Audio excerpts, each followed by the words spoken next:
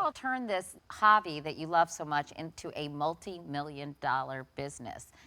Well, we took the duck calls, and then Dad wanted to start making videos. He said, I wonder if people would like watching what we do, so we started filming. Nobody had a clue how to film. We rented some cameras, and Dad got the guys at the church who do the sound, went out there, and we started making videos, and it kind of hit. You know, it took off and was all over the country, so we started getting calls and calls saying, now I'd like a this and a that. And I remember when Dad said, maybe we'll make a T-shirt with Duck Commander on it. And that was a good idea because we've sold a bunch of those. Yeah, so obviously it started to catch fire, but then you connected with these reality TV folks. I mean, how did that happen? How did it go from that to now this? Well, we ended up in outdoor TV, and I wasn't sure if we could even make it looking like we do. We were a little rough around the edges, and but we ended up doing that. That was successful, and then we get a call from a producer out in LA, and he said, I make shows, and he said, I think you guys have a great show. He actually just sent an email to the general inbox and said, I think y'all have got a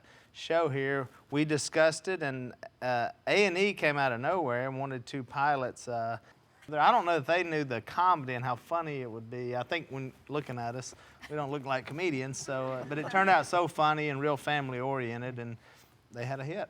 Jep, how has your life changed since you've been on this huge... It's been crazy. You go to the grocery store, and it may take an extra 30 minutes to get your groceries, taking pictures with people. And I was in the gym the other day, and I'm like bench pressing, and I'm like, got too much weight, and I'm looking around, and I see a guy over here taking pictures of me. I'm like, I need help, man. Put that phone down. It's been different, but cool. I saw the episode about your daughter having a boyfriend, and you took him duck hunting, and all your anxiety over her dating and you know, kissing a boy and how nervous. And I thought, well, that's just like any American father who is really starting to freak out when his daughter starts dating, right? I don't know if most fathers would take the kid duck hunting or kill snakes or whatever you did with that poor boy, Bo. Is he still in the picture, by the way? Bo is not in the picture. Oh, gee, I wonder why, Willie. He gone.